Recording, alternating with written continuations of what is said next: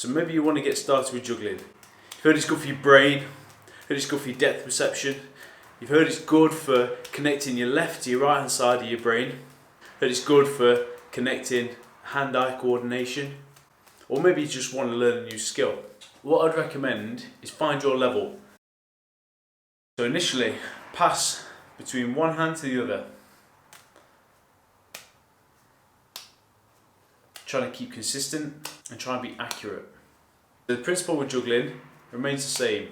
As that ball hits the peak, you're going to release that second ball.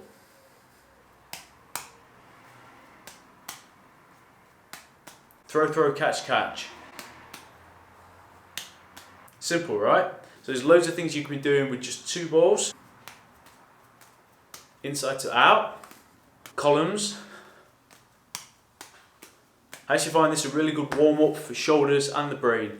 So rotator cuff, transferring balls between both hands.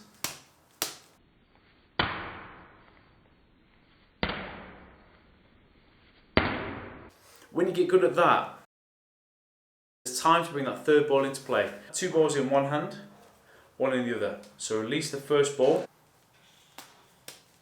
One thing that can help when you're trying to go from two ball juggling to three ball juggling is just getting that third ball into play as quickly as you can, and don't worry too much about trying to catch it.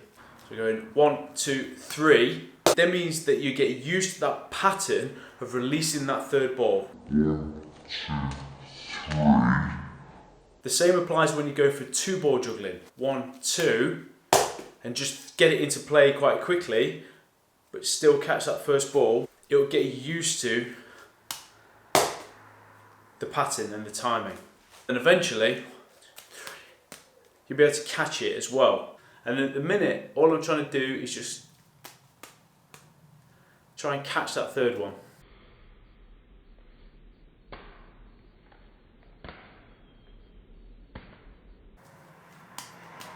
Notice how I'm trying to be consistent with the height of each ball.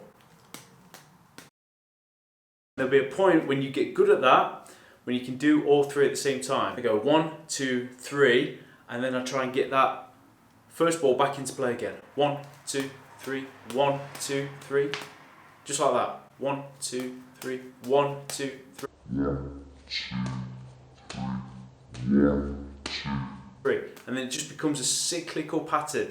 1, 2, 3, 1, 2, 3, 1, 2, 3.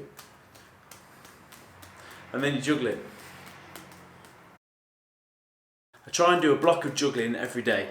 Maybe 3 minutes, 5 minutes. But obviously the more you practice, the better you'll get. But I definitely find there's a sweet spot of time when I stop learning and I start dropping more balls, then it's really beneficial. At that point, step away, go and do something else.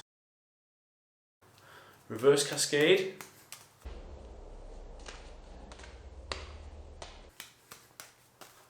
You don't need to juggle with juggling balls, you can use tennis balls if you've got some tennis balls lying around, or satsumas, apples. So tennis balls are quite light, but at least they're a consistent weight. Either way, I encourage you to have a go at juggling.